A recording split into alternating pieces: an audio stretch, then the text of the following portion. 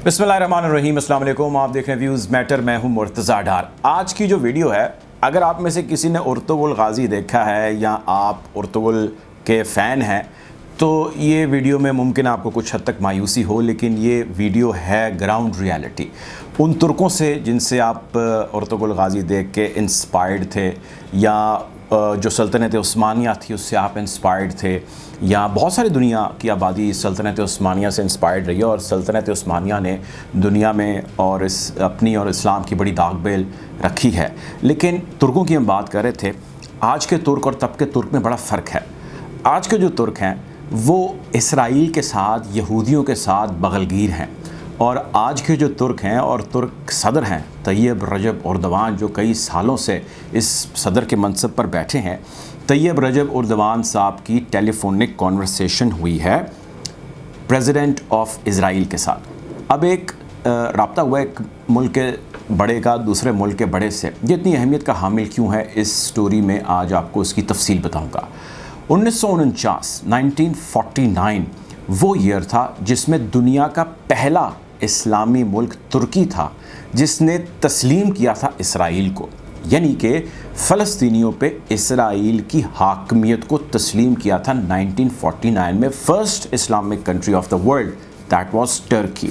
अच्छा, अब मैं जिक्र आपसे कह रहा था कि प्रेसिडेंट ऑफ इज़राइल इसहाक हेरज़ोग से टेलीफोनिक कॉन्वर्सेशन हुई है। 40 मिनट तवील ये गुफ्तगू हुई है, और इस 40 मिनट तवील गुफ्तगू के अंदर तैयब रजब एर्दोगान ने जिन उमूर पर बातचीत की मैं वो ज़रूर करूँगा, लेकिन जी ये वही तैयब रजब एर्दोगान साहब हैं जिनका ज़िक्र मैं अपनी वीडियोज़ में आपके साथ कर रहा था, लेकिन मेरे ज़िक्र को लोग बहुत ज़्यादा पजीराई नहीं दे रहे थे या उसको इतना पसंद नहीं कर रहे थे, या उन्हें लग रहा था कि मेरा कोई बाइस्ड है अगेंस्ट टर्की। ऐसी बिल्कुल चीज़ नहीं है। ज़ाहिर है बीइंग ए जर्नलिस्ट मेरा बाइस्ड हो ही नहीं सकता। मुझे ग्राउंड रियलिटीज़ को रिपोर्ट करना है और हालात हाज़रा को सामने रखते हुए तमाम ज़ावियों से उस चीज़ को आप तक पहुँचाना है।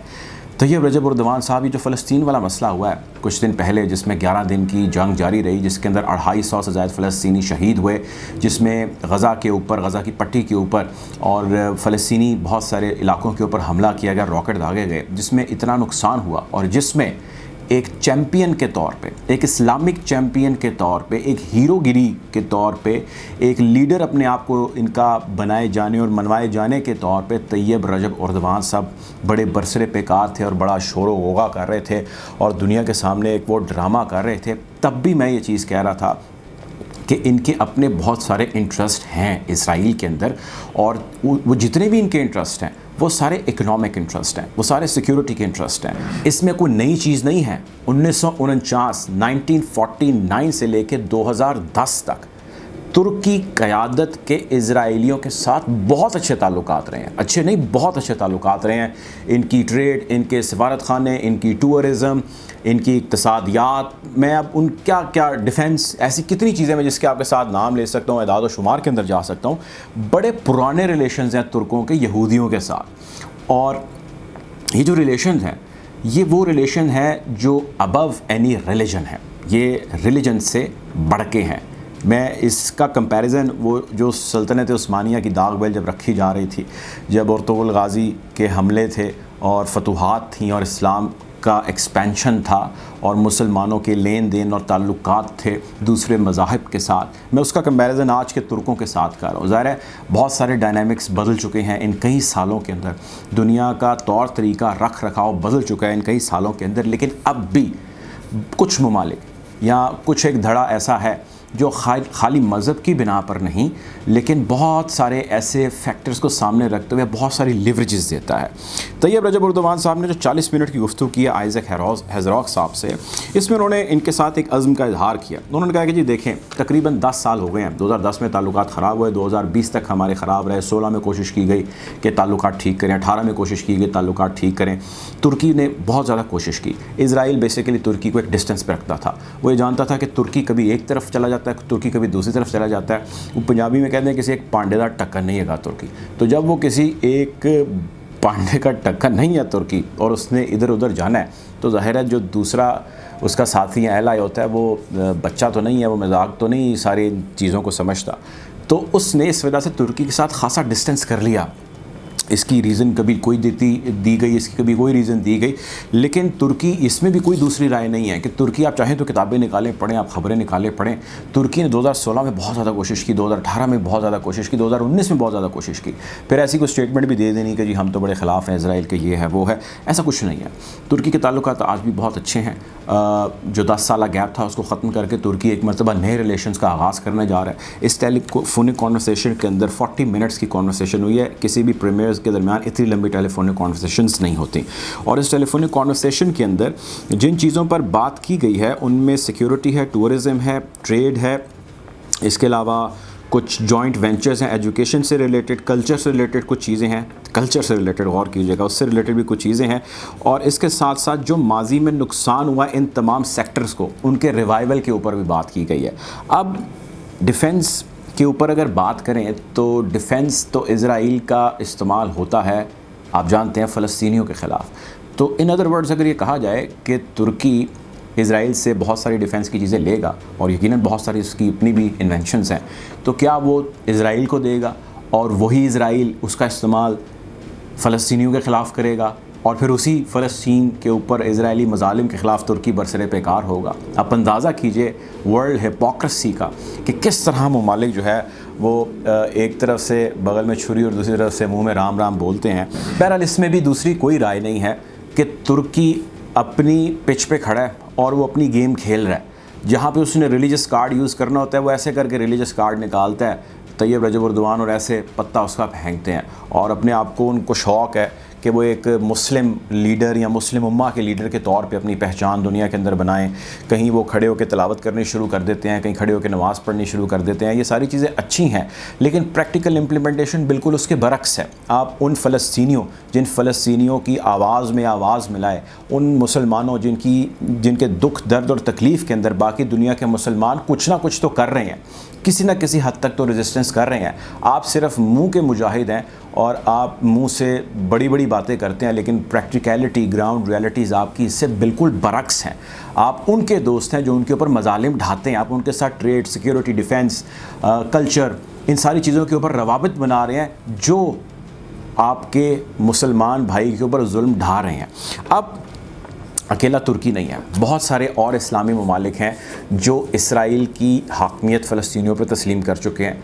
UAE है, कतर है, सूडान है, मोरक्को है, ऐसे और बहुत सारे ममालिक हैं जो तस्लीम कर चुके हैं कि Israel is superior, is there on Palestinians. अब पाकिस्तान के साथ कुछ और इस्लामी ममालिक हैं जो तस्लीम नहीं करते इज़राइल को, इसकी हाकमियत को तस्लीम नहीं करते। इस पे उन पे बारह दफ़ा प्रेशर्स है, और ये बात वो जानते हैं कि अगर वो इसराइल की हाकमियत को तस्लीम कर लें, जिस दिन वो यस करेंगे उस दिन उनके तमाम माली मामला दुरुस्त हो जाएंगे। आप तसव्वुर कीजिए पाकिस्तान का, अगर पाकिस्तान आज इसराइल के साथ ताल्लुकात बनाने के लिए तैयार हो जाता है और उसके लिए हार्ड पोजीशन ले लेता है, मुल्क के अंदर से कुछ रिएक्शन ज़रूर आएगा, उसको सख्त किस्म का रिएक्शन आएगा, लेकिन पाकिस्तान कहता है जी हम डील कर लेंगे इसके साथ, तो पाकिस्तान तो इकनॉमिकली अपने आप को बड़ा बूस्ट दे देगा। पाकिस्तान एक ऐसे कैंप का हिस्सा बन जाएगा जो अमेरिका का भी बाप है। वैसे तो अमेरिका वर्ल्ड पावर या सुपर पावर बनता है, लेकिन उसको कंट्रोल करने वाली जो ज्यूज़ लॉबी है, that is the one who is the driving force. अगर आपने उसके साथ ही ताल्लुकात दुरुस्त कर लिए तो फिर पीछे क्या मसला रह जाता है। लेकिन नहीं, पाकिस्तान ने ऐसा नहीं किया। करना चाहिए नहीं करना चाहिए गलत बहस है, लेकिन पाकिस्तान ने और पाकिस्तान के साथ और कुछ इस्लामी ममालिक ने ऐसा नहीं किया। अब यही वो वजह है जिसकी वजह से मैं अपने तज्जियों में या अपने व्यूज़ के अंदर तुर्की को शामिल नहीं करता उन 5 ममालिक की फहरिस्त के अंदर, जिसका जिक्र मैं आपसे अक्सर करता हूँ। और कुछ हमारे साथी बहुत ही अच्छे, हमारे दोस्त, हमारे नाकिद, जिनकी मैं बहुत कदर करता हूँ, वो हमारी इस चीज़ के ऊपर हमेशा, यानी मेरे इस पॉइंट के ऊपर हमेशा क्रिटिसाइज़ करते हैं और कहते हैं कि जी आप तुर्की को इस कैंप का हिस्सा नहीं समझते। भाई तुर्की है ही नहीं इस कैंप का हिस्सा, ये चीज़ हर जगह लिखी हुई है, हर जगह आया है ये चीज़। आप एक दूसरी नज़र से, एक दूसरे लेंस से आप देखिए तो आपको रियलिटी का अंदाज़ा होगा। तो जो 5 मुल्कों का धड़ा है, जिसमें पाकिस्तान, ईरान, इराक, रशिया और चाइना, ये 5 मुल्क हैं जो इस वक्त बिल्कुल एक ऐसे मुट्ठी की तरह, 5 अलग-अलग जो है वो कुव्वतें हैं जो एक मुट्ठी की तरह आपस में जुड़ के बरसरे पेकार हैं इस वक्त। अमेरिका, इज़राइल और जितनी ऐसी खुसूसन वेस्टर्न पावर्स हैं उनके ख़िलाफ़, क्योंकि सारे इसके डसे हुए हैं। ये उसके कैंप का हिस्सा कभी रहे, कभी नहीं रहे।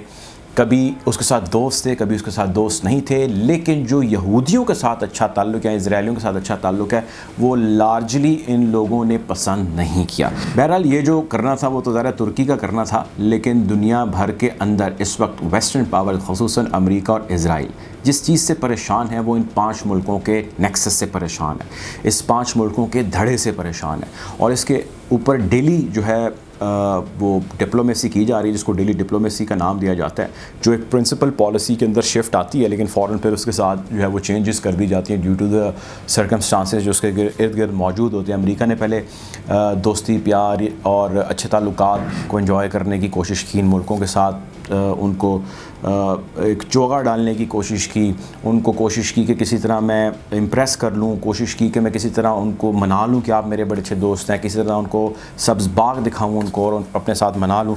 लेकिन जब वो करने के लिए निकला तो उसको उसके दोस्त इजराइल ने बुलाया और बिठाया, उसने कहा जी आप बैठ जाएँ, तुसी सब्र लो, ए कम नहीं हो सकता, आप दोस्ती नहीं कर सकते इन ममालिक के साथ। हमने इनके ख़िलाफ़, ख़ुसूसन ईरान के ख़िलाफ़ काफ़ी जंगें लड़ी, काफ़ी नुकसान उठाया, काफ़ी बंदे मरे, काफ़ी नुकसान हुआ हमारा, तो आप इसके साथ इस किस्म के ताल्लुकात के मुतहम्मिल नहीं हो सकते। इसको जौहरी मुआहदे में भी नहीं आप लेके आएंगे, और जो सऊदी अरब से आपने ताल्लुकात इसके अच्छे करने की कोशिश की थी उसको भी आप कैंसिल कीजिए। रही बात पाकिस्तान की, तो पाकिस्तान आपको एब्सोल्युटली नॉट ऑलरेडी कह चुका है। सो बहरहाल इन 5 ममालिक के लिए Iran, Iraq, Pakistan, China, Russia challenges हैं, ख़ुसूसन पाकिस्तान के लिए अफ़गानिस्तान वाले मामले पे यकीनन मुश्किलात हैं। और जो दूसरा धड़ा है जिसमें इस खित्ते की मैं बात कर रहा हूँ, जिसमें Saudi Arabia, Oman, UAE, Jordan, Qatar, India, तुर्की, ये सारे इजराइली और अमेरिकन कैंप का हिस्सा हैं। बहरहाल हम कोशिश करेंगे आपको इस बदलती सूरत हाल से अपडेट रखें और आपके सामने वो हकीकत लाते रहें जो अक्सर नहीं आ पाती। अपना ख्याल रखिएगा। अगर वीडियो अच्छी लगी इस चैनल को सब्सक्राइब करें।